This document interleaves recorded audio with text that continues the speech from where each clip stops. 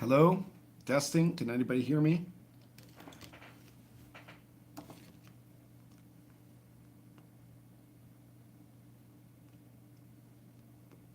Okay, very good. Nice to see you all.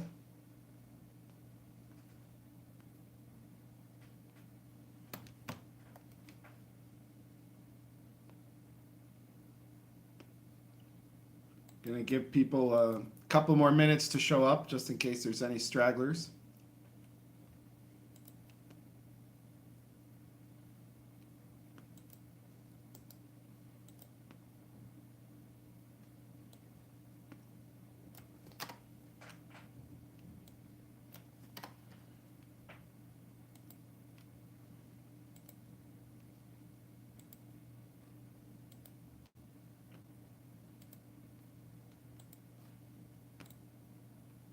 How's everybody doing tonight?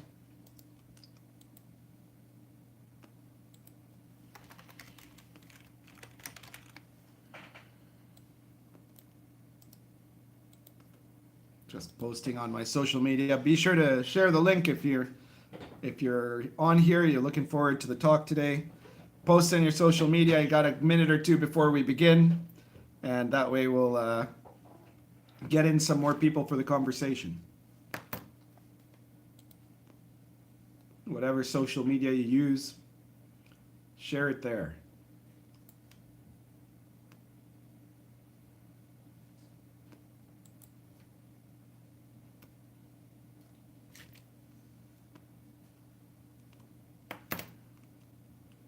Looks like we've got a pretty good crowd now. I'll start by noting that there isn't a super chat function on this chat. So instead, if you decide you're enjoying the live stream, you want to send me a tip, check out in the link in the description below. There should be one in the description below that will show you where you can get my RPG Pundit Presents products or my other books. And why don't you give me a tip while at the same time getting something for yourself in the bargain, huh? So check it out. The RPG Pundit Presents PDFs are short PDFs with all kinds of different, very interesting gaming materials. You're bound to find something that'll be useful for your D&D game or SR game, ranging from gonzo fantasy all the way to really medieval, authentic, historical-based stuff. It costs anywhere between 99 cents to $3.99, depending on which one you're looking at. So it's about the same as doing a super chat, and you get something out of it besides. You're sending me a tip for running this live stream, and you're getting something back. It's, I think, a nice way to do it, especially since I don't have super chat. So, obviously, if any of you right now are watching and you haven't yet subscribed, be sure to subscribe and hit the notification bell, because these days you might not see this otherwise in this era of YouTube persecution. Nice to see everybody who's here. It is, according to my watch, well, where I am, it's 9:34 right now. And so in a minute, we'll formally start. I think 5 minutes is enough to get people in here. And enough for people to send their stuff. And think about things you want to talk about. I've got something I want to talk about, but if you have something interesting to talk about, then do let me know.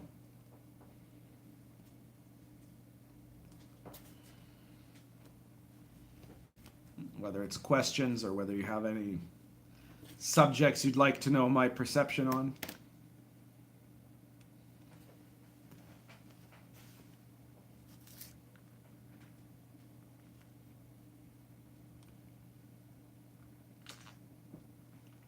Right, 9:35. Let's begin. This is the RPG Pundit, the final boss in internet shitlords. And today, I I think we were supposed to have done an inappropriate characters episode, but unfortunately we just kind of weren't able to organize ourselves in time, and then there was some issues for Grim, and I never did really hear back from Venger, so we've kind of put that off. Hopefully there'll be an inappropriate characters episode in about 2 weeks, but as for right now, you're stuck with me. But I'm the best one of the inappropriate characters, let's face it, right? Like, is there any doubt about that at this point? No, not really, you know. It's me or Captain Remainer, or the guy whose wife doesn't let him stay up past past his bedtime. So I'm pretty sure I've got it won, right? Today, I was going to talk to you about a few things I saw recently on the Twitter RPGverse. If you're not on the Twitter RPGverse, though I suspect quite a few of you are probably coming from there, but if you're not on it, you probably don't ever want to be on it, to be honest. It's just an absolute hole, you know. It's just horrific. It's full of ridiculous SJWs saying ridiculous SJW things, while blocking anyone who would in the slightest bit disagree with those ridiculous SJW things, right? It's depressing. Luke the Goon, how's it going? He just said it's depressing. I agree. But, well, you know, Twitter's where the war is happening, I guess. If you're looking for, like, really interesting RPG discussion, what you need to take at is Mewe.com, and specifically look at the groups. I've got like a dozen Mewe groups. All of them have, you know, I think the biggest one might have 1,000 people or 2,000, but that's really exceptional. And most of them have a few hundred people, but they have really good conversation, really good signal to noise ratio, especially if you're an OSR type of guy. And if you do get on Mewe and you haven't found it, check out my groups. There's Medieval it's called trying to remember what it's called now. It's called Lion and Dragon, Dark Albion and Lion and Dragon, or else I've got the Dungeon Crawl Classics group, all spelled out, not to be confused with their SJW site. And I have the Inglorious OSR, where you can talk politically incorrectly about the OSR. And we don't have any kind of political litmus tests. So Ledge Hermit says, I'm certainly the most tenacious of the inappropriate characters. That is true.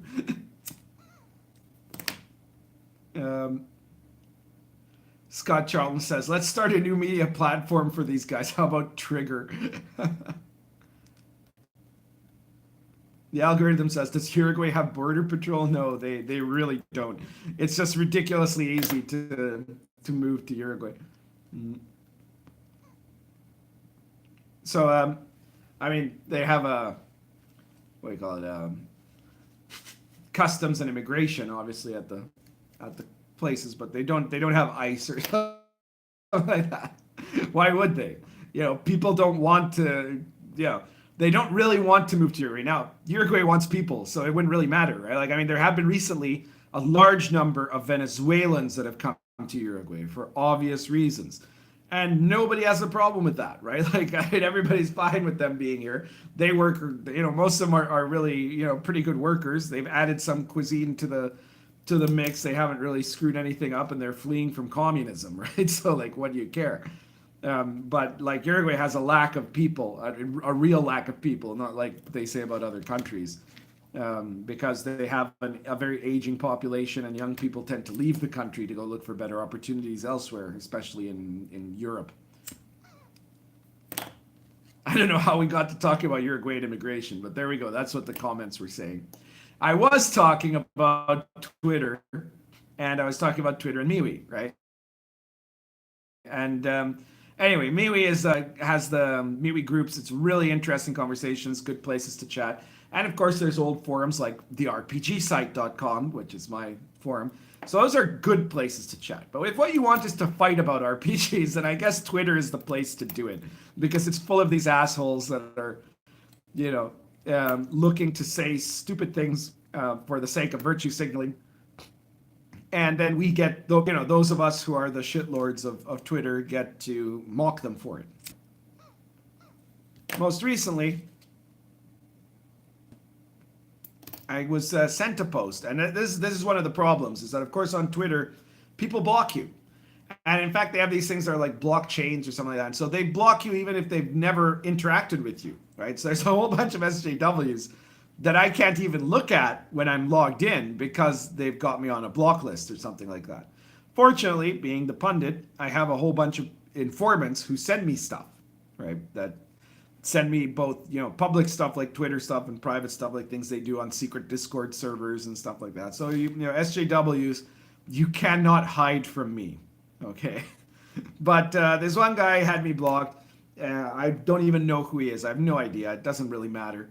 He's just an SJW. One of my mindful people sent me a screenshot of this guy, and he was talking about how absolutely horrible, wait for it, how absolutely horrible Rule 0 is. Because he says Rule 0 is elitist, especially in the OSR, but it really applies everywhere. It's something that's existed in D&D and most RPGs since forever, which is that if there's a rule that the DM doesn't like, he can change it, right? The DM is the ultimate arbiter. That's Rule 0 in a nutshell, that you can alter the rules of RPG games. And here's this guy. He gets a whole bunch of people approving, applauding, retweeting among his little SJW team, right? Saying that actually Rule 0 is elitist, it's horrible because it creates these hierarchies, and it's harmful, it's inappropriate for game designers, and it teaches people the wrong lessons, and that it scares away some people from being DMs, okay? So I just looked at this, this is just ridiculous, right?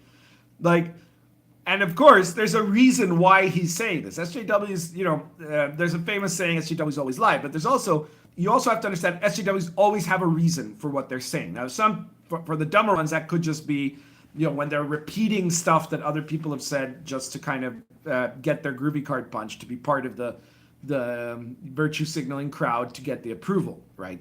But a lot of them also, when they're posting something original, they really think about what they're doing because they always want to have an underlying message, right? So the underlying message of this tweet is that if you're a DM and you get to change the rules, then that's bad. That's evil. It's hierarchical because you're being a tyrant over the players, right? That's the first part of what they're saying. That's the first part of this statement. That you can't have hierarchies between DMs and players. So DMs can just change the rules on you. That shouldn't be allowed because it's triggering and harmful and could be potentially abused by evil game masters. But then think about this, right? And remember that a whole lot of these SJWs are ridiculous wannabe game designers, right? The second part of it is that the unspoken part of it is that the Rule 0 is something that allows the DM to defy the game designer. And that's their real problem with it, right? So the real problem with it for several reasons. But fundamentally, it's because they're the elitists. Elitism isn't when Bob is running his D&D game and he knows his group and he knows his party and he knows what he wants to run, and so he does some house rules, right? That isn't elitism. Elitism is an asshole like this guy thinking, I'm such a genius and so woke, I'm going to write the perfect role-playing game, and I'm not going to let it be spoiled by some MAGA hat-wearing DM out in Alabama deciding that he can run my game any way he wants, right? That's what's going on here, right? That's the problem, is that the game designer thinks that a DM, by being able to have Rule 0, will ruin the perfection of their game and ruin the woke messages that their game might have. So this is what the reason for this post is. It's to try to create a culture where DMs are disempowered in the name supposedly of the players, but really to the benefit of the game designers. What else? Is this a formula that SJWs use frequently? I wonder, like, How many times have you seen an SJW invoke the need for things like censorship or repression, supposedly to prevent hierarchy over some, repressed minority group, but really so that people won't be able to stop them and their agenda, right? That's the formula in a nutshell. And it's something that they've done in gaming for a very, very long time, before they were ever known as SJWs, before many of them were overtly political. They were always, left-leaning. But long, long ago, before the craziness that started, sometime around 2014 or so, before that time, what you had were the people I called the swine, right? These elitist, pretentious game designer types that, on the one hand, believed that they had to create that they could create these vastly superior games to horrible games like Dungeons and Dragons, these games that they just despised, right? That they despised as being enjoyable to the masses, because games shouldn't be enjoyable to the masses. They should be these like artsy fartsy think pieces that make you feel pretentious while you play them, right? They should be, if a game is too entertaining for regular people, then there's something deeply wrong with that game and it shouldn't be allowed, right? And so they did this in the earliest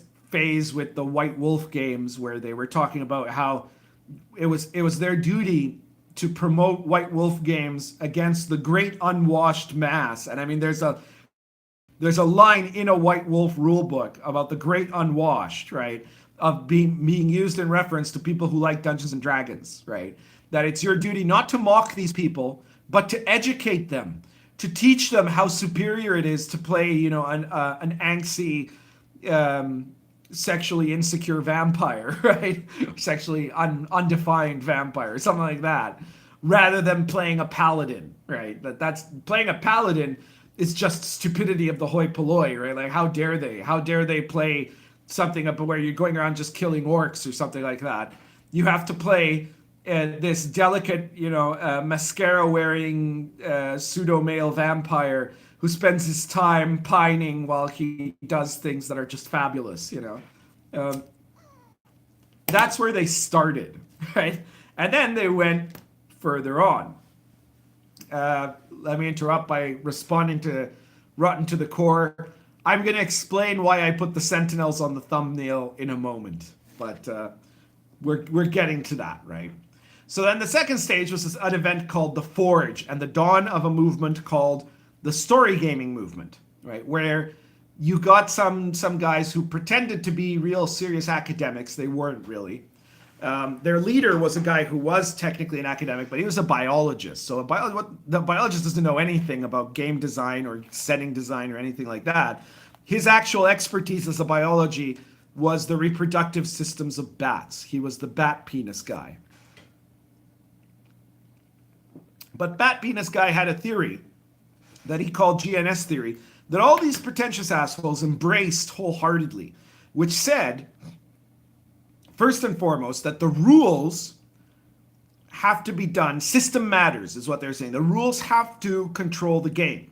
And if you control the rules, you control the game. If you control the game, this theory that said that the big problem with games, and the reason that why they were so horrible, games like Dungeons and Dragons were so horrible, is that they were incoherent, right? They weren't a single thing. They were big and messy. The rules weren't precise. They didn't make sense, and they didn't satisfy specific story goals, they called it, right?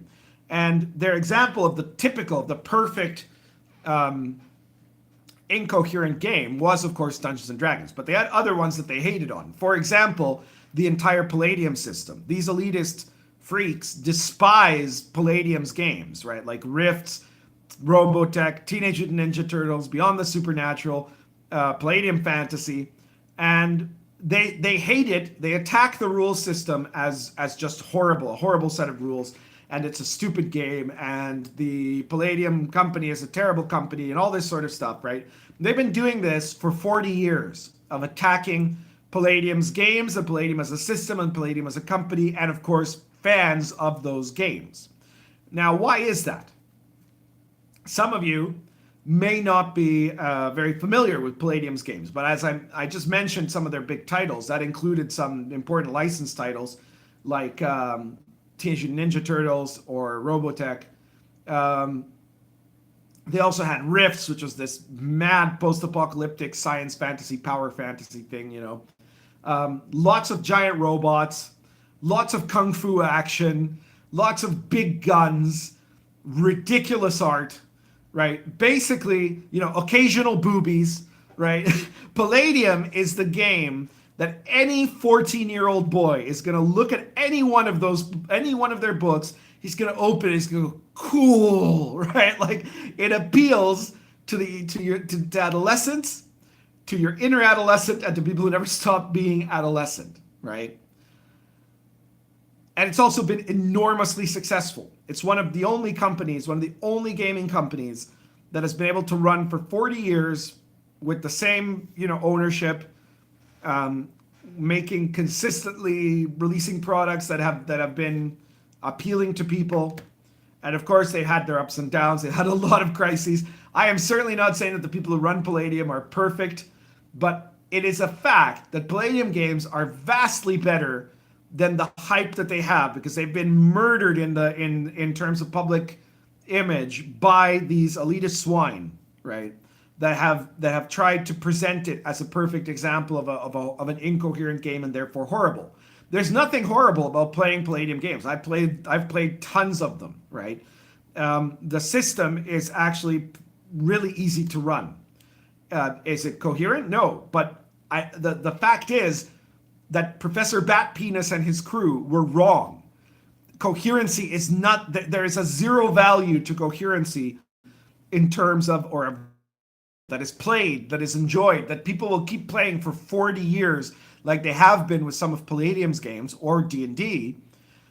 It clearly has nothing to do with creating a limited scope of rules that are meant to fulfill a specific story function, right? It has to do with making a game that is easy to pick up on and, in fact, very easy to modify, which is the opposite of story games. You can't modify story games. If you modify them, then they lose their whole purpose. And besides that, the story game movement massively pushed against the whole idea of Rule Zero. They said a DM shouldn't be allowed to change the rules. That should be forbidden, because they don't know what they're doing. They're not experts like us. We're professional game designers, right? Anytime someone tells you that they're a professional game designer and they mean anything other than I make money because from selling games, like I have some games that I sell, I guess that's an acceptable definition. But any other definition of game designer where they say I'm a professional game designer, you know that they're just a pretentious screwhead, right? I'm trying to watch my language on this live stream. And man, it's hard. But these guys that are pretending to be these professionals, they want to create this image that they somehow are your superiors. They're your intellectual and moral superiors. They know better than you, and they are better than you. And they have the right to tell you that you must play their game the way they made it, and you can't change it. Okay, here Mike DiBaggio says, Rift's Coalition Navy was the first RPG book I bought with my own money. Well, you know what? I think, if I'm not mistaken, if it wasn't the first one, well, no, it couldn't have possibly have been the first one. I bought D&D stuff before them, but one of the first books I bought with my own money was the very first printing of the first edition of the Robotech RPG. So, yeah, I've been playing Palladium since forever. I haven't played it in a while now, but I mean, I played it within this decade.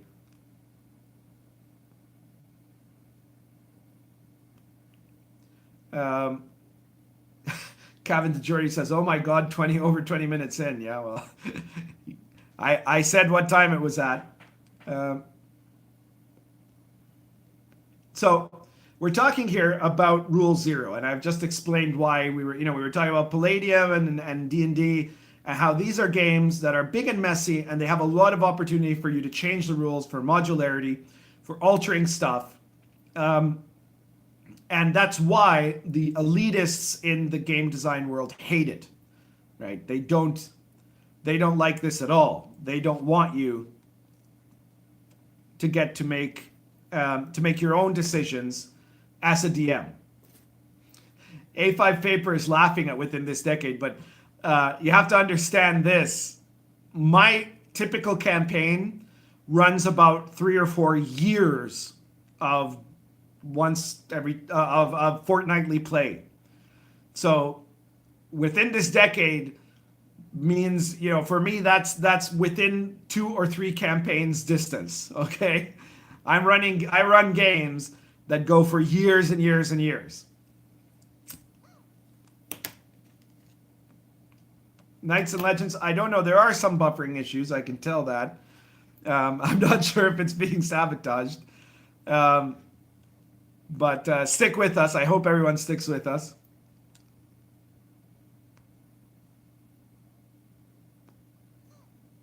Ledge Hermit says, ultimately gamers, not faux gamers, are smart enough to reject the let's suck the fun out of the hobby for Virtue High Fives faction. This phase will pass.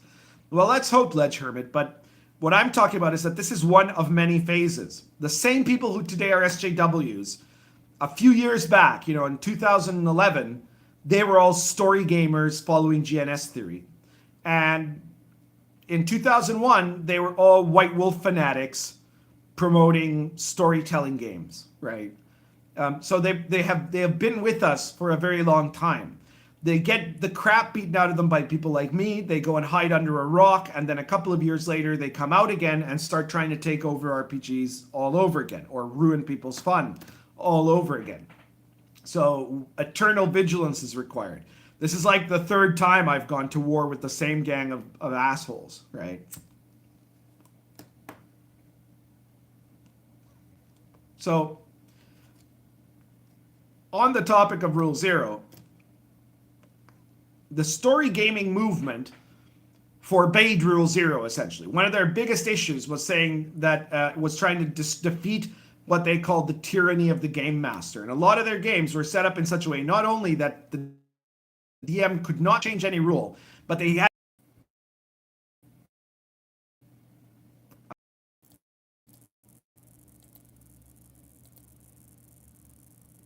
Hello, I'm back again. Sorry, we keep having some technical issues here.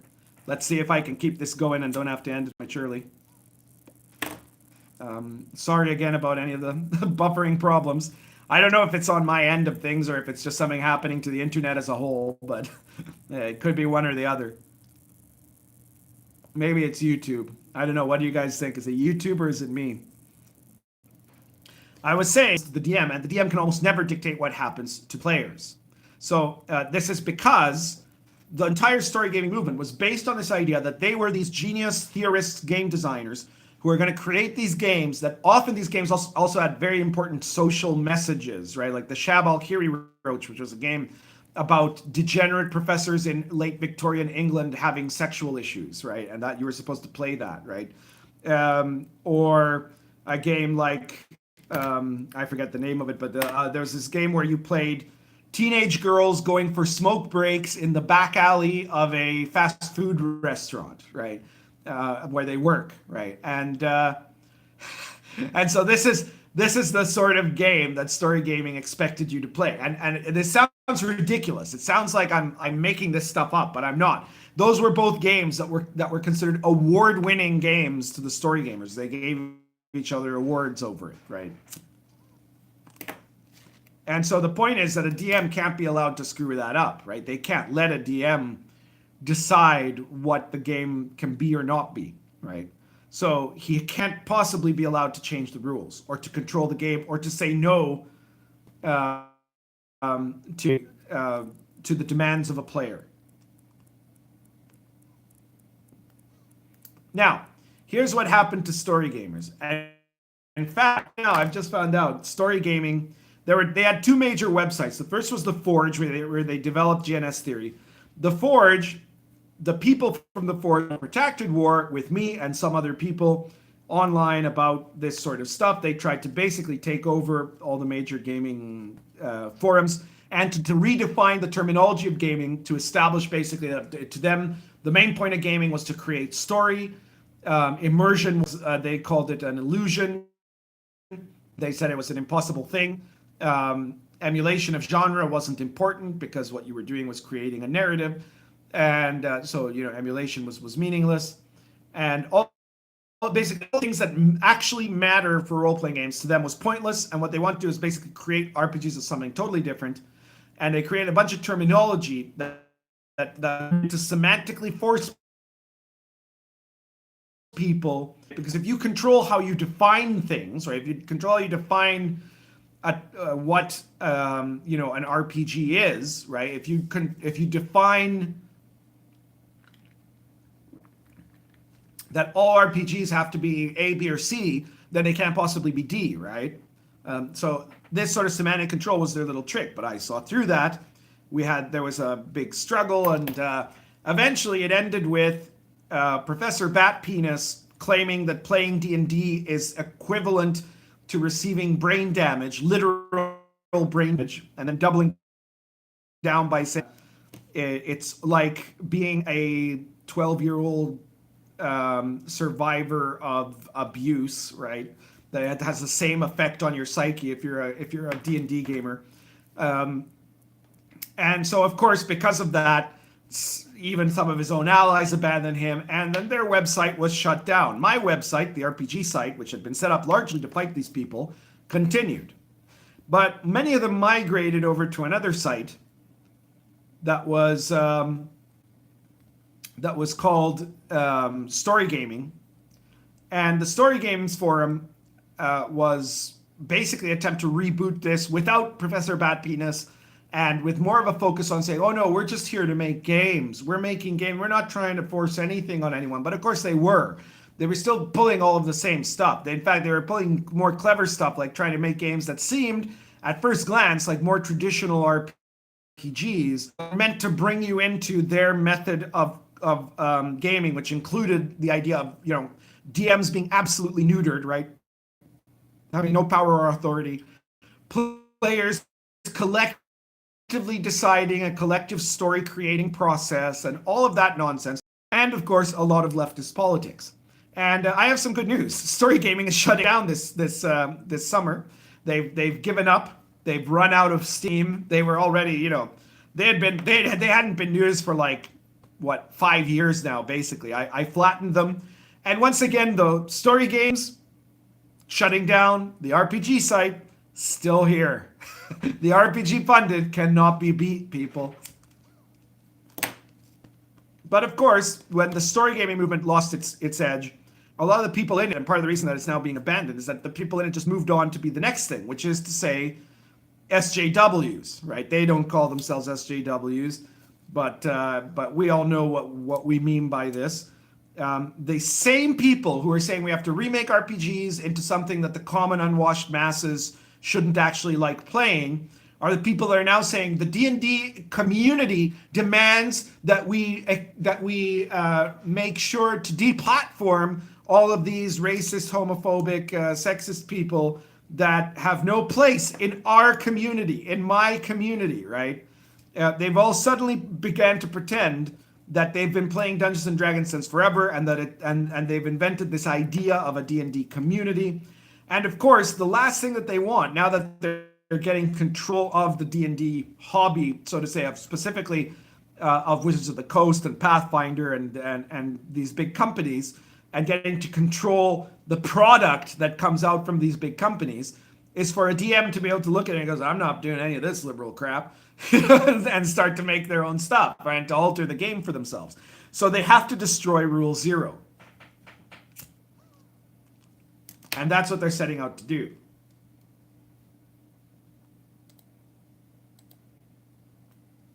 Now, checking out here what people are saying.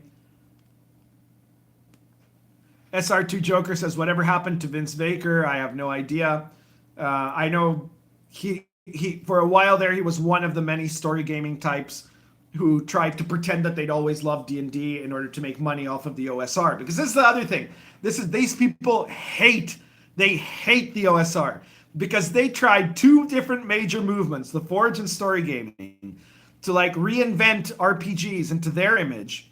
Both failed miserably. And then along comes the OSR, which is everything that is the exact opposite of what they said you should do, right? We're based on D&D. We follow D&D traditionalism. We make new and innovative weird stuff by house ruling D&D rules. And we've been vastly more successful and vastly more influential than they have, right? So they despise the OSR, but of course, a lot of them are desperate for money and influence. So a lot of them, including this guy, Vince Baker, and including Professor Bat Penis, including Professor Bat Penis, they all tried to like take control of that of that movement, of the OSR as a movement. Bodacious Bard says Tyranny of the Game Master is hogwash. Most GMs I know are most GMs I'd argue are terrified of being seen as a killer DM, and so are much more forgiving. Yeah, well, that's probably true. But there's a bigger issue there. Tyranny of the Game Master is a problem about a person. It's not a problem about a game, right? The problem, if you have a DM who actually is tyrannical, putting in a rule, saying you can't do rule 0 isn't going to change anything, right? Rule 0 isn't made to stop, if you've got some kind of a sociopathic guy trying to be a game master and he's running it like his own little empire and he's acting like a complete asshole, right? The solution to that is people just stop playing with him, right? But that's not what these people care about. They're not doing it to stop him. The idea that they're saying, oh, rule 0 is bad because it would let, Psycho Bob, the game master, run a game where he would be abusive. They don't care about that. They care about the nice people that are running a game and making up their own house rules. Those are the people they want to stop. You, as a DM, deciding that you don't want to have a certain type of monster, or that you want to change a certain kind of race in a setting, or that you don't want to use these particular rules that they came up with for doing whatever. Whatever it is that you want to change or ignore, because you shouldn't be allowed to do that from their point of view. From their point of view, you should have to obey what they tell you is best. Just like in politics, just like in everything. They think that they should have life, right? Kid Cavalier says, the RPG site is awesome. It's like the Wild West of RPG forums and has a colorful cast of characters. That's true. You should all check it out if you haven't been there yet, therpgsite.com. It's well worth taking a look at. While at it, for those of you who weren't here earlier, I'll stream and you want me a tip, then check out the link in my description there. The RPG Pundit Presents series, or any of my other books. There's 80 different issues. They range in price from 99 cents to about $4.99. Find one that sounds cool. Buy it. You're giving me a tip for the chat, and you're getting something in return. I mean, how and there you are. You've got an encouragement to continue doing my work, and you get some kind of interesting product, ranging from gonzo fantasy stuff all the way to medieval authentic, really serious historical style OSR stuff. Lodge Hermit says, to be fair, Pundit, your privileged possession of a soul gives you an unfair advantage when it comes to longevity. All them. Yeah, that's probably true. Also, I'm having fun. Fundamentally, you got to remember this, and you always have to have, we always have to have a little bit of pathos in our heart, right? Fundamentally, the story gaming swine, which has become the SJW, either way, they're basically miserable people, right? You know this if you just look at their social media for a while, right? They're really fundamentally people who are not having fun with anything. They've taken some kind of a terrible wrong turn in their lives. And part of their urge to control others is because they're so unhappy as themselves. And they all know this. And they all hate us because we know it, right? So they've just got this huge problem in their own personal nature that they're not willing to do what they need to do to sort themselves out. So instead, they want to control others and ruin other people's fun and ruin other people's happiness and ruin other people's liberty and destroy other people's values, right? The reason that they're nihilists is because they have this emptiness within themselves. And so they want everybody else sorry, I'm back. They hate the fact that I'm a really happy person that's having a really great time doing what I'm doing, that I'm living my life exactly how I want, doing exactly what I want to do. making money from it. Not a lot of money. I don't need a lot of money. I'm making enough to live on, right? I'm completely comfortable. I have my own place, my own house. I'm not renting a 2-bedroom apartment with 5 other people. You know, I'm enjoying myself in everything, following my purpose, and that's what makes them so mad at me. But we should feel a little sorry for them because they've brought it upon themselves, right? But that even so, they are miserable people. Check out a few more comments.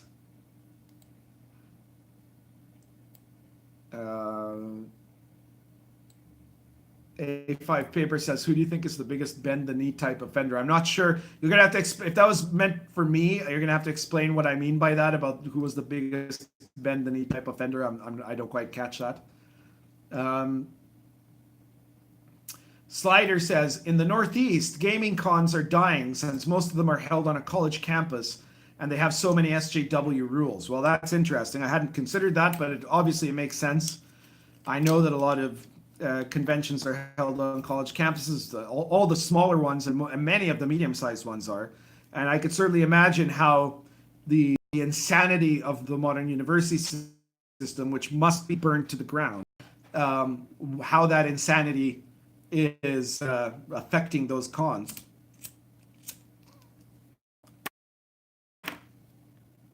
Kevin the Geordie says, in my work with organized play, house rules are limited a little when it comes to the rules as written and rulings with precedent in the community. The undefined is in. Okay, but that's your choice, right? The important thing is you should get to choose. You as a DM can run a game without using any change in the rules. If you want to do exactly rules as written, then go right ahead. But it has to be your choice. And this is the kind of in conclusion of my rant about SJW's Rule Zero and what actually defines successful games. Let's remember, first of all, again, the reason I put that Palladium book, The Sentinels, on the cover is that they mock a system like the Palladium system. And yet that game has been wildly more successful than anything any SJW has ever invented in their entire history, right? And D&D has been more successful, and all of its offshoots, all the OSR products like, Lion and Dragon and Dark Albion and all of that sort of stuff. I loved adding my own little ads to this live stream. But anyway, these two games, right? D&D, which is obviously their number one target, it always has been, but also other successful, popular games that are popular with everyday normal people. That's why they hate them.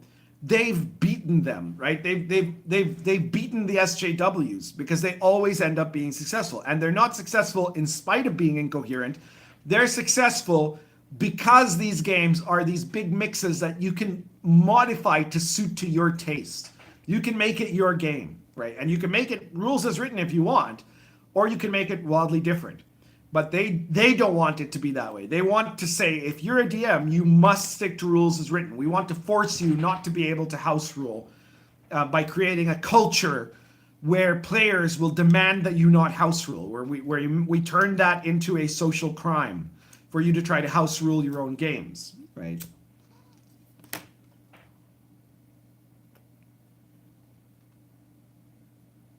And it's all based on this idea of elitism, that somehow they are superior human beings, superior intellectually, superior morally, and that they are going to make the right and moral choices for this group of gamers they've never heard of. Whereas, Bob, the DM of this group of gamers, he can't be trusted. He can't be trusted to know what's best for these people that they've never met. Only the game designer can be trusted to know what's best for this group of people that they've never met, right? Which is just a ridiculous concept. Obviously, speaking as a game designer, obviously the DM knows better than I do what's going to be best at his table. So if he wants to radically alter any of my games to suit his table, then he should go right ahead and do it.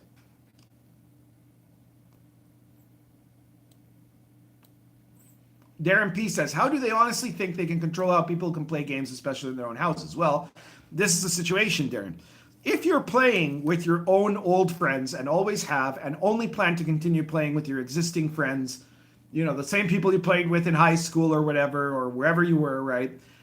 Wherever you met them, and you're going to be playing with the same group of people until they eventually die off in some kind of a horrific RPG themed tontine where the last one of you keeps all the RPG books. Then you're cool. You don't have to worry about this, right? You're completely fine. But if you're expecting to get new players are formed by a culture of the hobby around them. Okay? So unless you create your own new players, which again you could do, you could intentionally have a series of kids, 4 to 6 kids, in order to raise them to be forced to be your little troop of players, right? That's possible. But most people have a group of players that come and go, right? And that are brought in, that go out, you're involved with other groups, and so on and so forth. And so what they want to do is they want to change the culture. They want to create a culture where if you as the DM decide that you want shields to do +2 to armor class instead of +1, then a player's go, hey, wait, what? How dare you? You can't do that. You're just the DM. You can't change what a shield does. That's up to the people who know what they're doing over at Wizards of the Coast. That's up to these people that have the rainbow flags. They know what they're doing. They know that Orange Man is bad, right? They know about what we should do with illegal immigrants, right? I'm sorry, with undocumented migrants, right? They should decide what shields do, not you bigot. Right? And then that's it, right? That's your problem. The problem is we have to stop them from changing the culture, right? And so you have to fight back against these people, unless again your intention is to just be, one of these bunker DMs who is somehow protected from having to worry about the rest of civilization collapsing around him. Kid Cavalier says we need more gaming conventions in red states, especially the crazy militia states like Wyoming and Montana. Places where no SJW would go near. Yeah, I can understand that point. Kevin DeJordy says tyrants have no power if you don't give them any. Well, exactly. So the problem is we can't let tyrants be able to claim that power, right? It's not enough just to not give them any. You have to publicly mock them. Tyrants have to be mocked.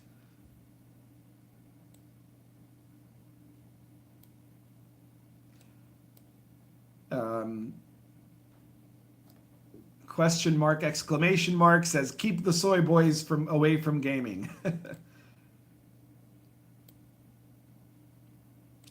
Gemhor says if there's I love that name. If there's no rule 0, what's the point of having a GM? Well, to them, the DM is supposed to be like the monopoly banker, right? They're, like in Monopoly, the banker isn't supposed to have any special power. They just hand out the money, right? And the Monopoly banker isn't allowed to change how much money they give away. They don't have any special authority, right? This is what story gaming established as a concept, is that the DM is purely there to make as little choices, with as little individual option or choice as possible, to act as a kind of a referee of how things get resolved, who gets to act when, based on strict interpretation of the rules as written, right? That's what they want. They want the GM to be a powerless person who has no ability to change any detail of the system, and of course also of the setting, which is another thing that's going to come along. I think at some point you're going to see SJWs insisting that people shouldn't be trusted to play their own homebrew. It should only be allowed, especially first they're going to say at conventions, right? Because that's where they can get control, right? But eventually they're going to say, well, you shouldn't trust someone. You shouldn't go to the house of someone and play a game with someone who says that they're running a world that they made up themselves, because you might be exposed to dangerous ideas, right? You should only run the official licensed products that we know are going to be politically correct.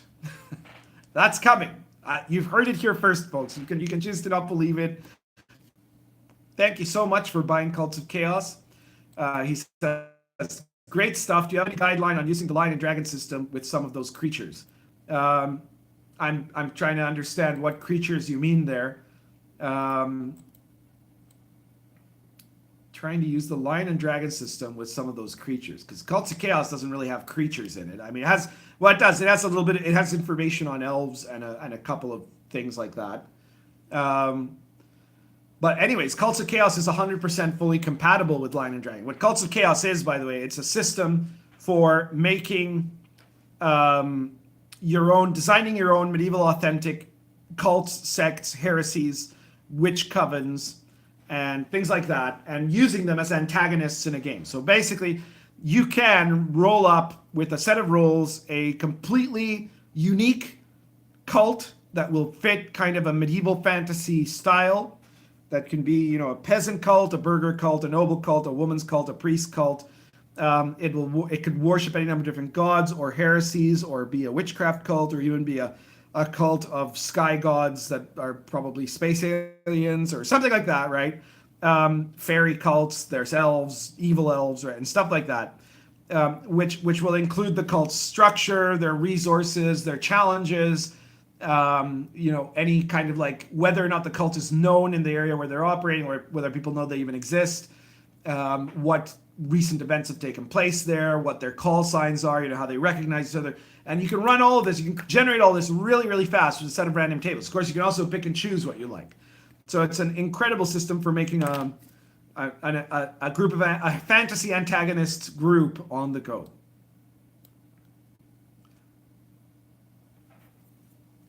Looking up some more comments here, I think I'm quite behind.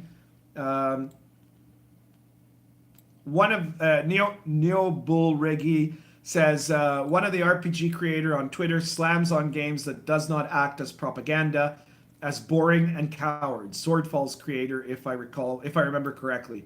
Well, yeah, that guy has made quite a show of race baiting, basically. There he continues. They are seriously terrible people who are paternalizing and condescending towards everyone. Yes, they are. Unscripted and Unchained says, oh shoot, I missed it now. Oh, here we are.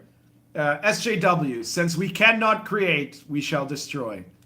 Yeah, that's basically their point of view, right? They have, like I said, they have this hole within their souls, and so what they want to do is tear everything down, right? Starting with the RPG hobby and ending with Western civilization. Five Favor says, Chad Nietzsche versus baseless Hegelians. Damn right.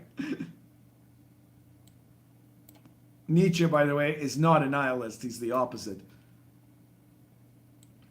I've heard some people refer to him as a nihilist. That's not true at all. Luke the Goon asks, do you think the LOTFP referee book will ever be finished? I have no idea. And I think that if it is, I'm not too optimistic that it's going to be great. I mean, I might be wrong. Maybe it'll be great. But frankly, the referee book that came with the original Lamentations box set was pretty much junk. It was useless. The Lamentations rules were amazing, but the referee book was full of the author's kind of very, very personal ideas on what he thinks weird fantasy should or shouldn't be, and very little productive use. Like there was nothing that was really usable for a DM there, except in terms of how to create atmosphere to look exactly like how I think the game should look. And I mean, what's the point of that, right?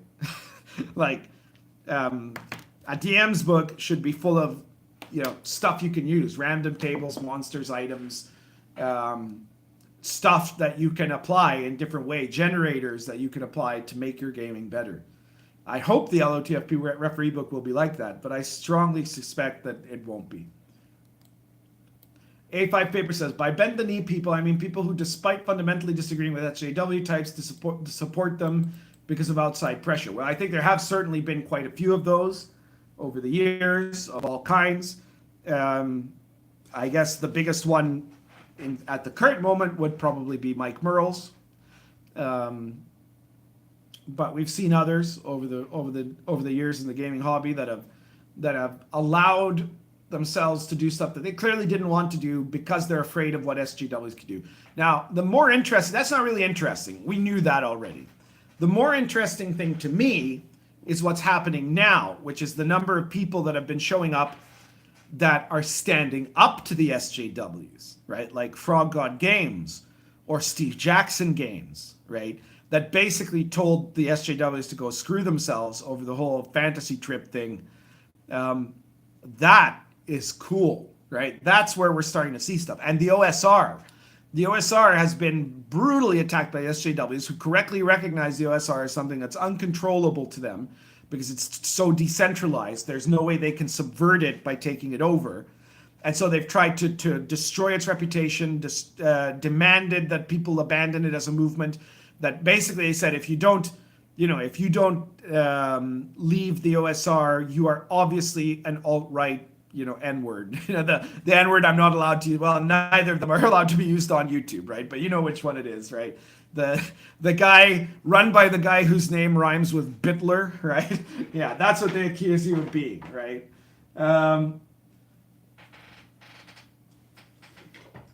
But the OSR stood up to them for the most part, right? The OSR continues to say, screw you guys, we want nothing to do with you. James Raggy is a great example. I mean, like he's kind of a funny one because he tries to some degree to placate the SJWs, but he's basically continued doing what he's doing, right? Unlike, Zach Smith, who got everything he deserved.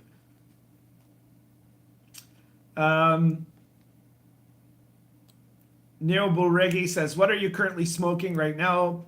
Pundit, I finished my bowls of Peterson Perfect Plug a few hours back.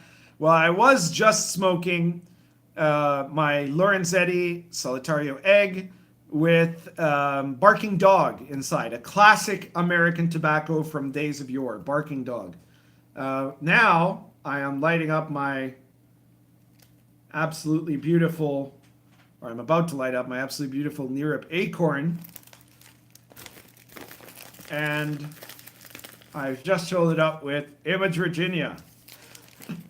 Image is a completely natural tobacco, no chemical products at all in it, which is how I like it. I like my tobacco to taste like tobacco.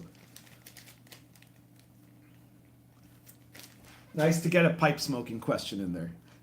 Knights and Legends says, God bless all who take a stand against SJW extremists. Well, I am blessed by Keck, so I do feel his bounty.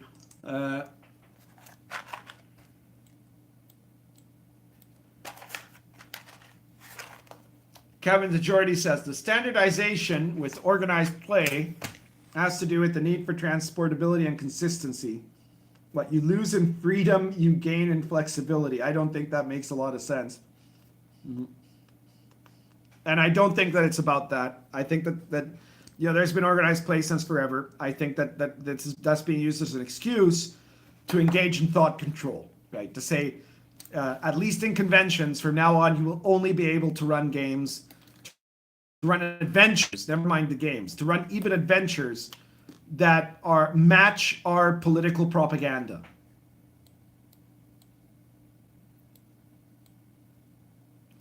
Ledge Hermit says, their rejection of Rule Zero only indicates they have little experience with the way long-term games are actually run. Well, yeah, that's a very good point. Story gaming was famous. All these story games that they made were quite famous for being games that were basically meant to be one-shots, right? Like almost all of them. In theory, maybe you could run a campaign of 2 or 3 sessions, which would really just be a one-shot extended over 2 or 3 sessions. Their games were not meant to be long-term campaign games. That's not what they were made for. In fact, they thought that wasn't important because their point is to make a precise, accurate story that tells a specific narrative. That's what they want to do. So these are people who don't run campaigns. They don't care about campaigns, even the ones who do actually play, because of course, to begin with, the vast majority of story gamers, just like the vast majority of SJW gamers today, do not actually play RPGs at all. The first type, which is probably a minority, not only do not play, but do not own any RPGs. They might have played once or twice many, many years ago, but essentially they don't give a damn about the hobby. They have nothing to do with it. Now, that's a smaller group. Then you have a larger group who do own some RPG products, but do not play, either have never played or have not played for years. And what they like to do is talk about RPGs online. right? But they don't actually run RPGs. And what they really want to do is complain about how sexist and toxic and racist and colonialist and imperialist, et cetera, and homophobic RPGs are, right? So they don't actually want, and they will not play them if the games were changed. Like if they got everything they ever wanted, neither of those two groups would actually play RPGs at all, because they don't really care about RPGs. They care about changing Western culture, right? So if that happens, mission accomplished. Okay, now I can go bankrupt. We don't need it anymore. This is the same thing that happened with comics and with other areas. And then there's a smaller minority that do kind of play RPGs, not very frequently in most cases, and are really, their experience is largely very, very limited to one-shot type stuff, because most of them are personalities that no one would want to play a long-term game with anyways. They wouldn't even stand each other playing a long-term game.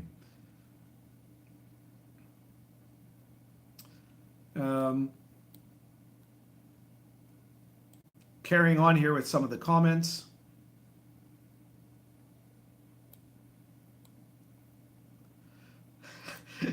Neil Bulwergi says, SJWs hate ginger and the Irish. Well, yeah, I've seen the recent comments about the Little Mermaid and about the largely unusual redesigning, reskinning, however you want to call it, of famously red-headed fictional characters with black actors or actresses. You know.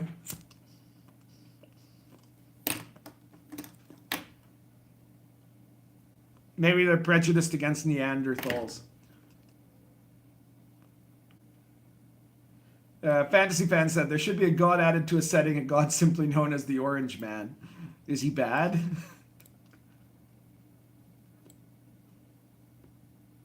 And someone else responds that, Darren P says, like the King in Yellow. Well, like the King in Yellow, the Orange Man has had the power to drive men to madness, right? Like people that become obsessed with him and with his plays, and now cannot escape him. They fall into Carcosa.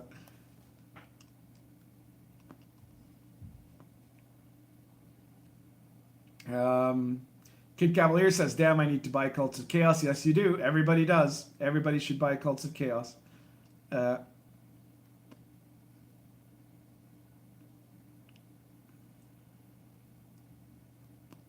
A5 Paper says, Casimir's gloves are cute as fuck. Well, they're writer's gloves, right? I've got to remind you that it is winter down here, and the thing about living in a semi-tropical paradise is that it is still semi-tropical, right? So we get a few weeks of winter. Now, winter, from my Canadian point of view here, is really not that bad, because I'm used to, Alberta weather, minus 30 Celsius. But these last few days, it has dipped down to it's been the coldest winter in all the time I've been here, at least for these last few days. Not overall, but in these last few days. Yesterday, it actually dipped down to 1 degree Celsius. That means practically freezing, right? Water freezing level, right? Which is super unusual here. Of course, we've got a fireplace. This happened yesterday. We were playing Lords of Olympus. We have a fireplace. We knew ahead of time. We bought a lot of wood, and it's really comfortable. My place is quite nice. The housing here, though, has no insulation, right? So because you don't need it almost all the year, right? So why would you? And so there's no internal heating either, because again, why would you? Although some people have air conditioners, but nobody has, heaters, right? Not built-in heating, right? People use space heaters or things like that. I have a fireplace and whatever. But so right now it's winter. Today is not so bad. It's right now it's 8 degrees, and for a Canadian, 8 degrees is early summer, so it doesn't matter. All that is in Celsius. Americans will have to translate to Fahrenheit. But yeah, that explains the gloves, though. It is important to, since there is no insulation, you dress warmly. Let's see what else we're going to talk about here. David Thompson says, what's the latest on the Sword Dream crowd? Nothing. The Sword Dream was a nothing burger. It's produced nothing. It was a hashtag for 48 hours, and that's the end of them. It was their latest attempt to destroy the OSR. It failed, of course. Aaron the Pedantic says, I feel bad for Mike Merles. Yeah, I sort of feel bad for Mike Merles, too. I think I wish he'd listened to my advice, but yeah, I do still feel bad for him, especially because we were good friends once, you know. Ledge Hermit says, happily OSR here, as am I. I think most of us are. Kid Cavalier says, Stone Cold Steve Jackson, based in OSR build. Well, I don't know about the OSR bit. He's a GURPS guy, but in every other respect, you're right about that. The acorn pipes looks beautiful, says Noble Riggy. Yeah, it's a wonderful pipe. Fred Daniels says, it saddens me that the cultural civil war has infected our hobby. Well, it saddens everyone. But this is the problem with Maoists, right? Totalitarians have to be total, right? Every single thing, in a totalitarian perspective, every single thing must relate to the struggle, right? To the revolutionary struggle. You cannot have anything that is not part of enforcing the totalitarian rule of the people who are meant to govern. So there should be nothing that is trivial, nothing that is simple, nothing that is fun, right?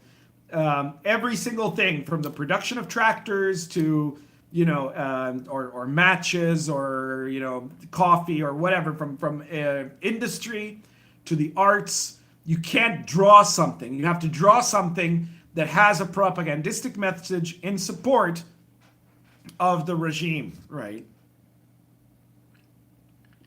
And anything that does not explicitly support the regime and its message must be forbidden, because it is clearly opposing the regime by not praising the regime at a constant basis. Right? That's the fundamental way of totalitarianism. Authoritarianism isn't the same. Authoritarianism says, well, as long as you don't say something against us, it's cool. You can do what you like, right? But you're not allowed to publicly oppose us. But we don't need you to publicly cheer us, right? Whereas totalitarianism, which is what the SJWs are, make no mistake, they're not authoritarians, they're totalitarians, says you must constantly be agreeing with what we say, vocally and visually, or you are the enemy and must be destroyed. That's their perspective.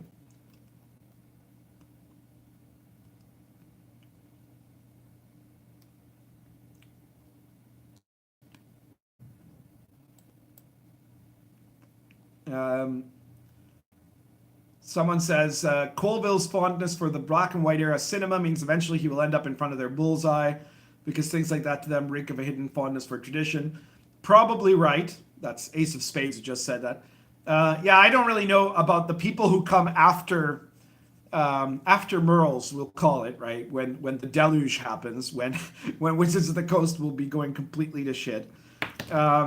Which of them will be, you know, Danton, and which will be Marat, and which will be Robespierre. But basically, they're all going to be assholes, right? And they are probably going to end up having the worst asshole of them all.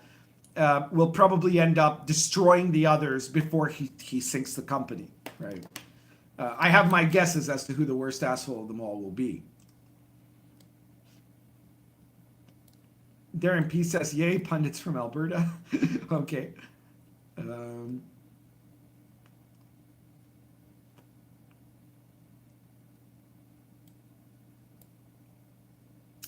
Knights and Legends signing off. I've already missed you, I'm sure, but thanks again for coming by.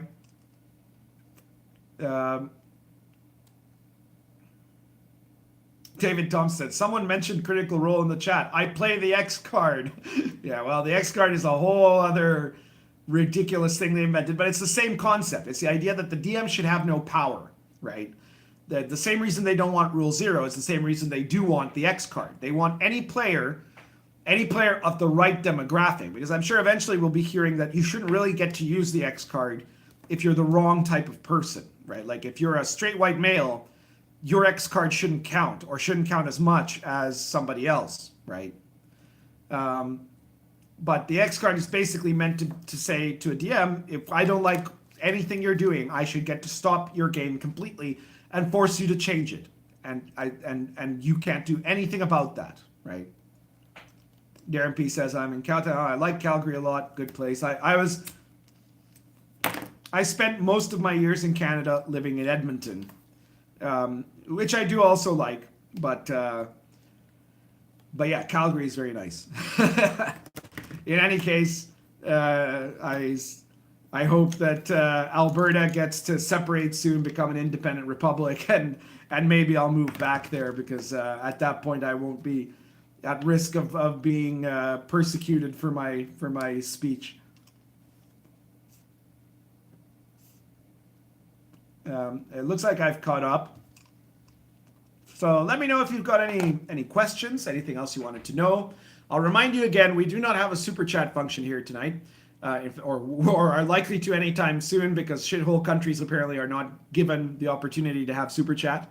But if you want to give me a tip, if you want to support me, support this channel, what I do, first and foremost, subscribe. Second, please share this video and my other videos anywhere you can. That's those are the two first steps, and those are completely free.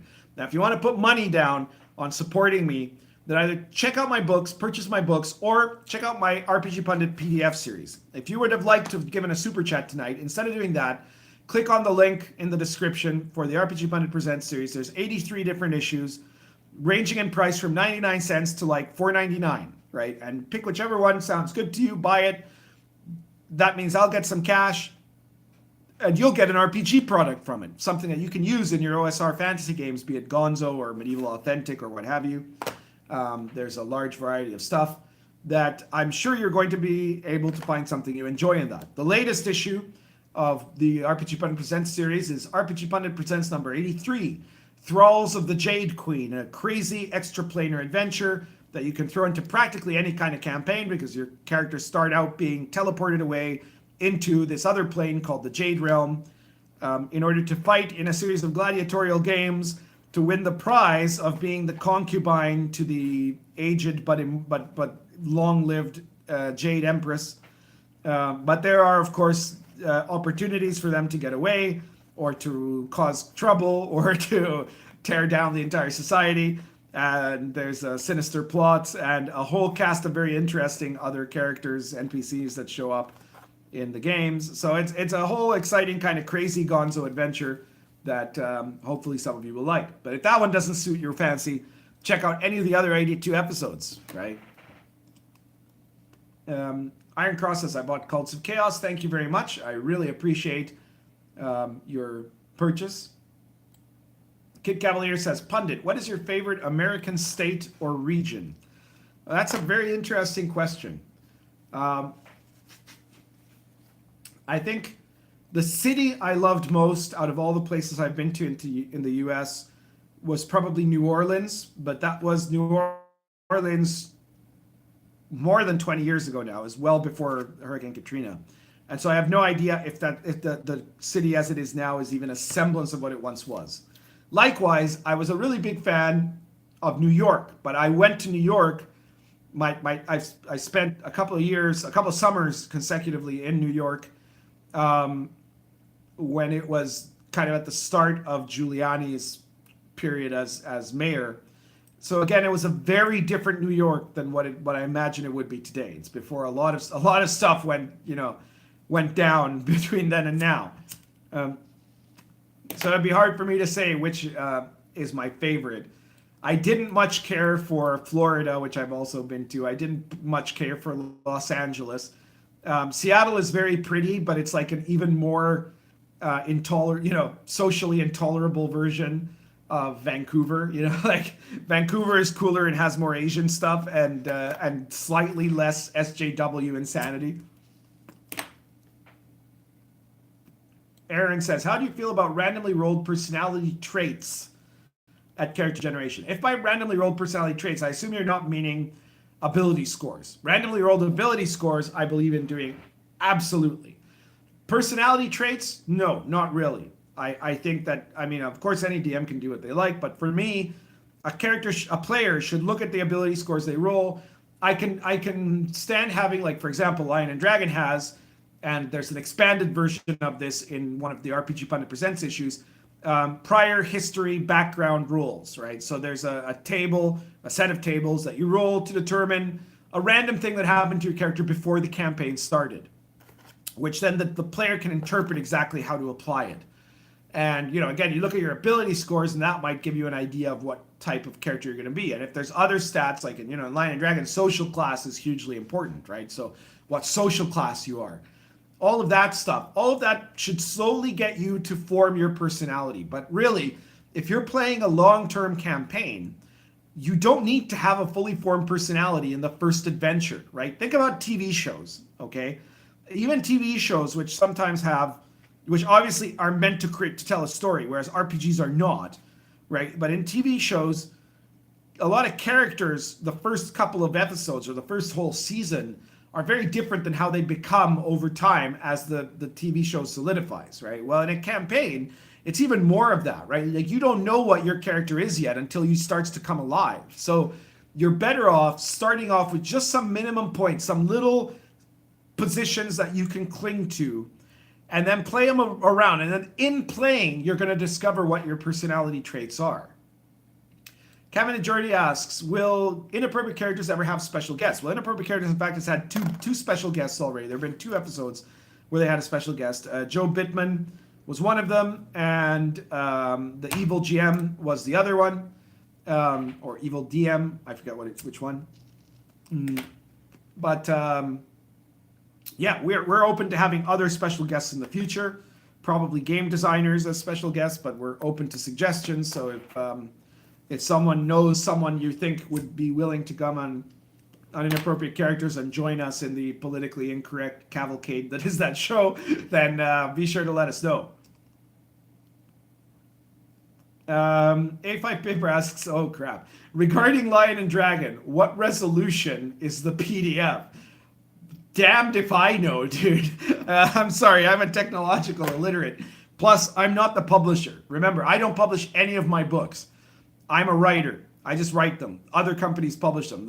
In the case of Lion and Dragon, it was published by DOM Publishing, DOM, by Dominic Cruzet, who's a small press publisher from France. I know that the game looks great to me. I know it looks good in PDF. I know it looks great in paperback or in hardcover, right? But I can't tell you what the resolution is. I don't know. I have no idea how that stuff works. Sorry. LM Lil says, what's your opinion of Axe? Axe being Adventure Conquer King system. I think it's a great game. It's a variant of the BCMI type rules, but adds some interesting stuff. It makes especially the domain management and the economics rules for long-term play a lot more sensible, basically, a lot more playable. So I like that. LM Lil also says, also got a copy of Lion and Dragon. I love the random level ups. Well, so do I, right? Like, I think that's been a long time house rule in my games. In fact, you see a similar mechanic in Arrows of Indra. The idea being that, on the one hand, you don't want to have a game where every level you get a special power, right? Like what happened in 3rd edition and to some extent in 5th edition. I think that's boring, and it's also going to be kind of destabilizing the class, right? But a random table weighted towards things specific to the class creates niche protection, and it creates the effect that at level 6, no 2 fighters, no 2 wizards, no 2 thieves, no 2 clerics are going to be the same. Those 2 clerics are both absolutely going to be clerics, right? Like, you're going to look at them and go, yep, that's a cleric, right? And they're doing cleric stuff. And the fighters are fighters, and they're going to kick everybody else's ass around them because they're fighters and they know how to fight, right? But the way that they are is going to be totally different. For those of you who aren't aware, Lion and Dragon, in the classes, every time you level up, there's a table of what benefits you get from leveling. And you roll on the table twice, or you can choose once. And so, for example, benefits can include things like changes. So in saving throws, hit points, combat bonus, skills, spells, or some other special ability, right? Which means that you don't get everything every level, and you don't actually, there are some things that you might not get for a long time. So you can have some characters that end up being kind of strange in their weight, but that's why you're allowed to, instead of rolling twice, choose once if you think that you've really missed something. It's a really good system. And having played several long-term campaigns with that, it really works in the long term. Trevor Hurst says pundits should team up with Menser for a Lion and Dragon box set. Well, someone suggested to Menser. I would have no objection. He's a master of box sets. I'll give him that. J1066 says, by accusing the OSR of being racist, they drive liberals away from it while driving racists straight to it. Thus, they make it so that's the power of polarization. Well, I understand your point, Jane. However, that doesn't really work out in practice, because you get what you do have is the fact that most regular gamers, when it comes down to it, when you're talking about culture war stuff, right? Most regular gamers are not interested in politics being involved in their game at all, right? That's why my games aren't really political, right? Like I've never made an RPG product that's meant to be political propaganda, right? They're only political in the sense that I made them, and therefore, you know, people will say, oh, well, it's the RPG Pundit, but there's no content in them that's political. Or they're political in the sense that, you know, well, in the case of Lion and Dragon, it's traditionalists, right? But I mean, you could say about Arrows of Indra, oh, well, Arrows of Indra doesn't have a single white person in it. So, you know, it's the RPG Pundit being an SJW. So, well, that's not it. It's just I'm making the game I want to make. I'm making it the way I want to make. But again, most gamers, I think, have no interest in any kind of politics taking over or being the dominant force of their hobby. They want their hobby to be about the game. And I totally agree with that. So what you'll get in some circumstances, of course, I see your point where if you have SJWs claiming, well, the OSR is a den of evil racists who say racist things. Okay, that's the lie, right? And then you might get some neo-Nazi guy looks and goes, oh, great, and he'll go over here and start saying something, I don't know, about the Jews or something like that. But everybody else is going to go tell him to go fuck himself, right? Like that, they're going to get rid of him because none of us actually want that, right? We're not going to put up with that either. So their attempts really, I think, fundamentally fail. I've yet to see any real serious evidence of that sort of thing not being called out, not being marginalized. And it's you know, gamers, OSR gamers don't care what you actually believe. We just care that you don't make the game about that, right? Like you can believe whatever you want. You could be one of the gamers in my DCC campaign, in my DCC group that I play with in my house is a literal Trotskyite Marxist, not like a white college boy Trotskyite Marxist. We're talking about a Latin American country. He campaigns for a party that is too extreme for the governing communist coalition that governs this country, right? He's you know, one of these radical Marxist types, right? But I don't care because he doesn't, you know, it's not about that in the game. He's here to game, right? Because again, his perspective isn't really totalitarian, right? He doesn't need everything in his life to be about pushing his Marxism. That's what he believes. He believes in it absolutely wholeheartedly, as much as I believe in MAGA, right? He believes in that. But we get along just fine because he's really funny. He's a fantastic player. And neither of us care about the politics of the other guy. And that's what gaming should be. It should be something that brings people together, creates a space where you don't have to be dealing with this bullshit rather than having it, right? Exactly. Iron Cross says, can you make us a castle in RPG Pundit Presents? Well, that isn't a bad idea, maybe, at some point to make some kind of guideline to castle making. The only problem with that is that my publisher, Brett Bernstein, this is a minimalist product, right? In order to make it worthwhile, it kind of makes it a little hard in terms of the artwork and the layout looking really good. A product where you're presenting a castle should probably have a lot of really good illustrations, and those would probably have to be commissioned, right? But I'm going to think about that because it's not a bad idea talking a bit more about like how things work in medieval castles, what a medieval castle is really like. That's a good thought. What else have we got here? Buried Axeblade says, should hit location be a thing? Well, it depends on the game you're running. If you're asking in the OSR, my perspective is that probably the way hit points work, you don't want that, except in criticals, you can use that, right? So in Lion and Dragon, for example, there is, if you get a critical hit, you roll on a critical table. And the critical table is based on a d20 roll. You add your level and, well, if you're a fighter, you add your level. And if not, you just add, it's a d20 roll modified by your charisma. And depending on how high you roll, you can have different effects. At the lower level, it's just like, oh, you do extra damage, or maybe you knock the guy down or something like that. But then the higher level, depending on what you get, is location-specific hits that end up debilitating the person in some way, up to and including that you can like lose a hand or lose a leg or something like that, right?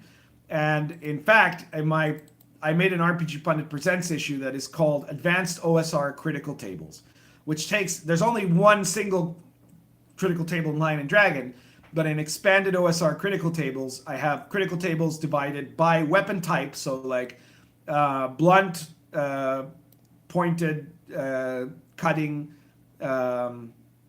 arrows, bullets, and then claw attacks, and then some information covering other type of weird attacks like, you know, magical energy attacks and stuff like that. Advanced OSR critical tables, each table has a series of very, you know, anatomically correct, in as much as I could manage something like that anyways. I'm not pretending that it's like going, if you're an anatomy student, I might have gotten some stuff wrong.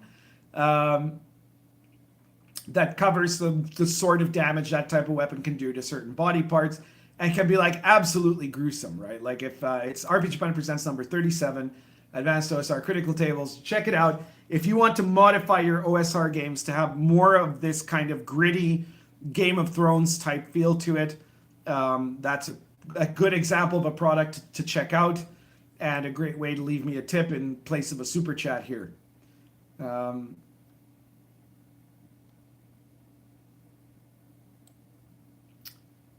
JP Morris says, I know it isn't viable, but I wish more games did box sets. It's more exciting than just a soft cover. Box sets are very nice, but as you say, economically, they're a lot more complicated. Maybe over time that'll change. Who knows?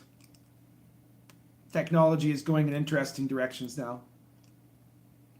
A5 Paper said, Sword Dream is the best thing to happen to OSR because it allowed us to remove the propagandists. Yes, that is wonderful. Unfortunately, I suspect that when they realize Sword Dream has failed, they'll just kind of slink their way right back. And then what we've got to do is all these guys that declared I am for Sword Dream, we have to tell them, hey, didn't you quit forever? Didn't you say that we're all a bunch of, you know, imperialist, racist, sexist, transphobic, whatevers? What are you doing with us? Are you suddenly one of us? Do you believe in making America great again? You know, what's happening? How come you're here?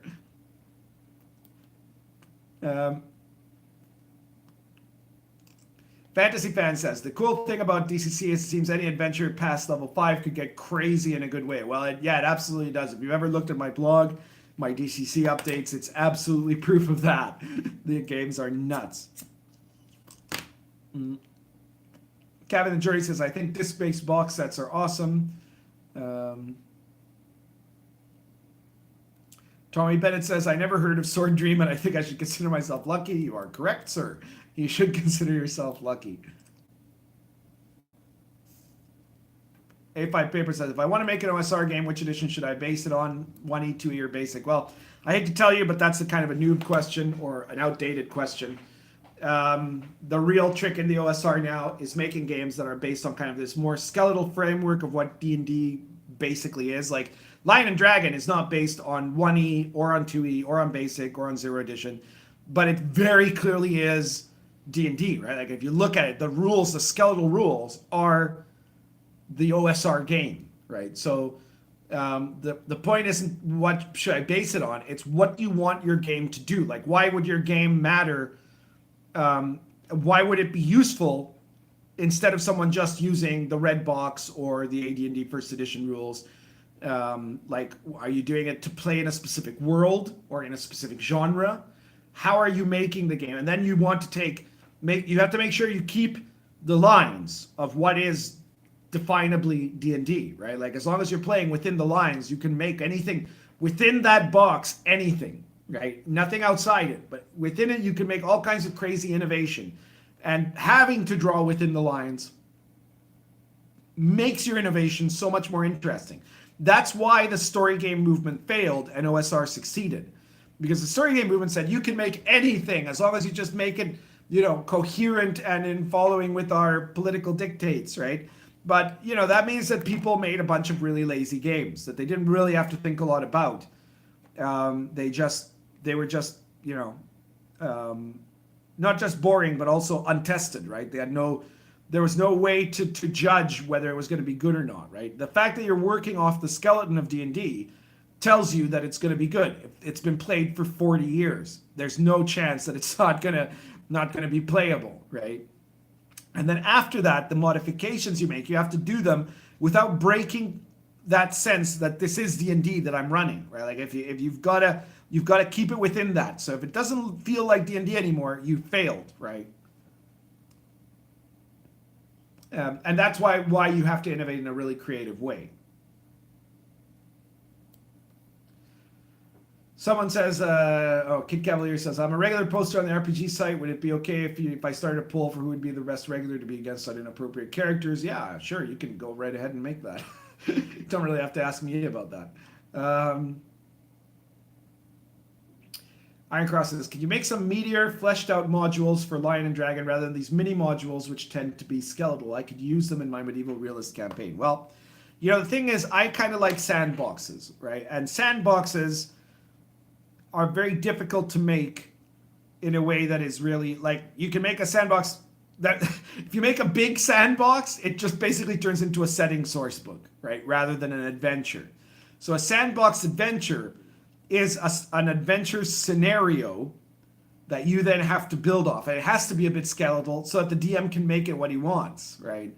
Plus, with the RPG Pundit Presents products, I want these adventures to be medieval authentic adventures that you can use for medieval authentic setting, for Lion and Dragon, or for any game. Like, let's say you're running a game, it might not be with Lion and Dragon rules, but you're basically playing it in a real medieval world, like a fantasy version of medieval Europe, that you can run that. But I also want it to be for people who aren't doing that. They're like running the Forgotten Realms or something like that, and they would just like to have this adventure and kind of make it a little less medieval or whatever, but that they still find it really cool and want to put it into somewhere, in the Shires or whatever, in the Forgotten Realms. So I have to have it make it be allowed to be alterable enough for it to fit.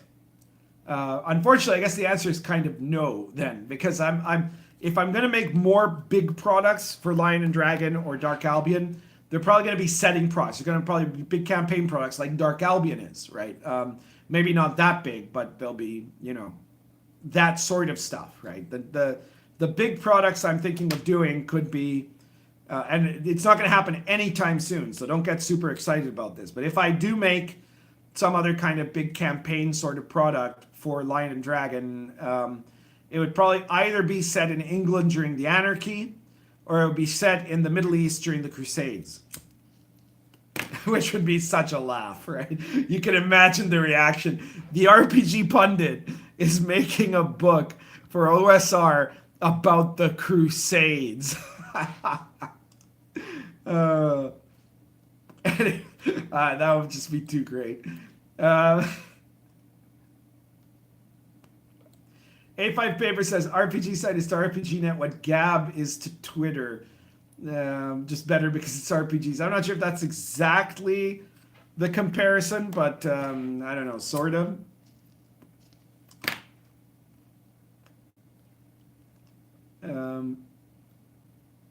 JP Moore says, does L&D have a monster manual? L&D has a monster chapter in the book, and the monsters in that chapter, I mean, there's not a ton of them, but there are quite a few. There's a fairly good selection of monsters, and a lot of them, at first glance, if you looked at if I just named the monster, if I said, well, there's goblins, and there's elves, and there's dragons, and there's some undead, and there's satyrs and unicorns, it would sound like stuff that you've already got in the monster manual. But in fact, all of these monsters are done up in the way that is much more medieval authentic than their version in the standard monster manual. These are the medieval understanding of these different creatures and races. So, like, for example, giants are hugely different in the Lion and Dragon monster chapter than they are in any monster manual I've seen so far. Okay.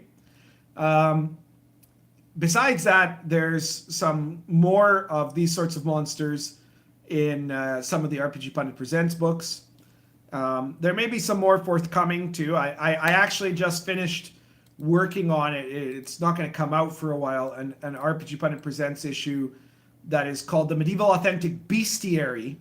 There's actually going to, I think, be 2 volumes of it before I'm done, which is weird fantasy animals that are from medieval accounts, most of whom never really existed, of course, but that are like much less common than the ones that appear in the main book. So eventually there'll be more of that stuff too.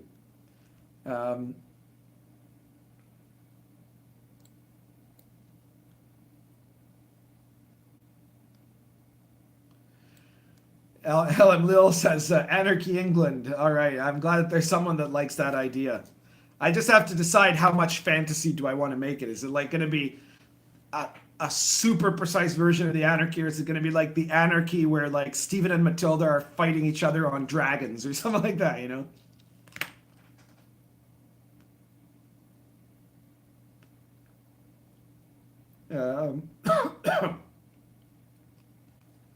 Hey5 Favorite says, I live in Israel, so a Crusade game is going to be dope. I like that.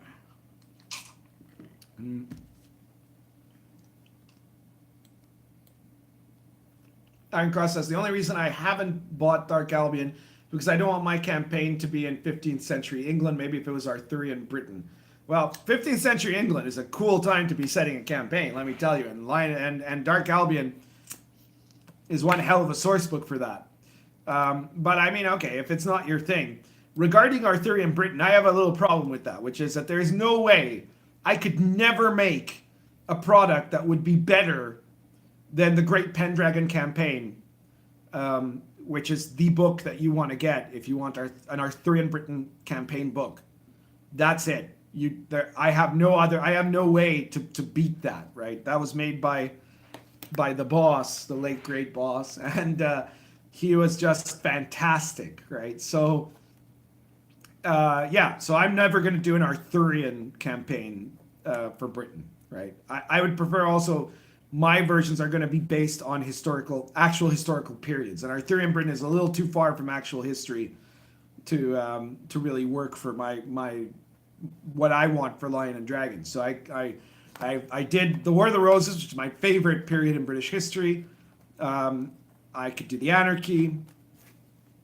I could do some others. I could do one of the, the time of Longshanks, have your players going around oppressing the Welsh and the Scots. That could be fun. But I'm never going to do Arthurian Britain because, if you want that, pick up the great, use Lion and Dragon with the Great Pendragon campaign. You'll do great. Fred Daniel says, you laugh, but I would absolutely happily add a Crusades book to my L&D collection. Habu Tremere Call of Cthulhu for years, love the setting possibilities. Yeah, well, that is it is a fascinating period, right? And there would be some fascinating figures involved there. You'd have Templars and Assassins and, Richard the Lionheart and all this sort of stuff that you could put in there, right?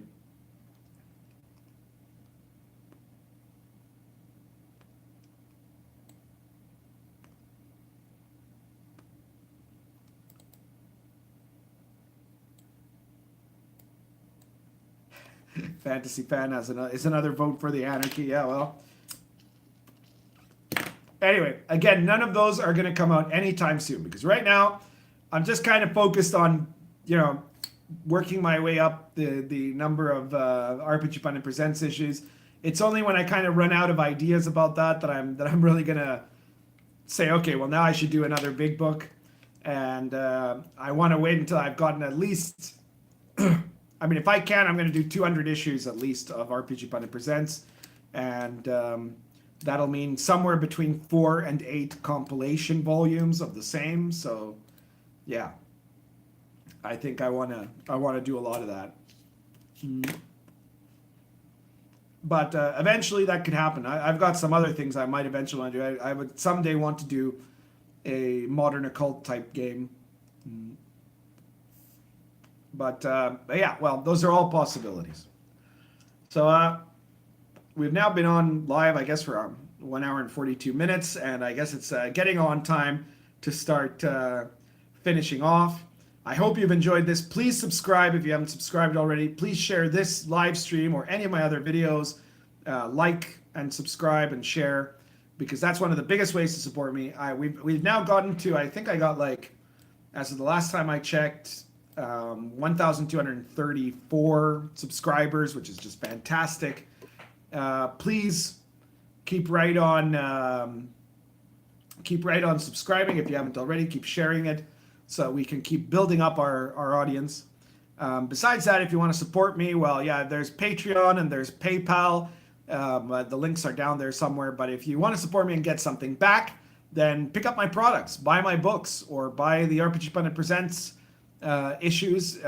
There's a wide range of them. I've already published 83 of them, right? And so you can find something that'll be useful to you in your D&D game or in your fantasy game, and you'll be able to get something from it and give something to me to encourage me to keep making more videos and more live streams. Vesuvius, you will hear the controversy if you rewatch the series, I guess, the live stream, I guess, because I've explained it all in there. It would take another hour to explain it all over again. But I hope you'll take the time to watch the live stream as soon as it's done. Green Fang, next Sunday. No, there's no way I'm doing a live stream next Sunday, because next Sunday I am running Dungeon Crawl Classics. So the next live stream probably won't be until the Sunday after that, which will probably be not on this channel, but on Inappropriate Characters if I have something to say about it. If not, we'll continue here. But it'll either be here or on Inappropriate Characters. But in between then and now, you can expect a few videos. Some of them might be a live stream, a surprise live stream if I decide to, but more likely they will be set videos on whatever is the latest nonsense that we hear from the SJW crowds, or some advice about gaming or stuff like that. Let me know other stuff you'd want to hear me do a video about, as long as it's some kind of a topic on gaming or gaming culture or the gaming hobby. And by gaming, I mean tabletop gaming. Don't ask me to do anything about video games, because that's just not my area. If you want me to do game advice, tell me what sort of stuff you think you need advice help with. All right. I guess that's everything for tonight. Thank you again to everyone who watched. Share the video, spread the word, and keep fighting the good fight. Currently smoking near a Acorn plus Image, Virginia. Take care, everyone.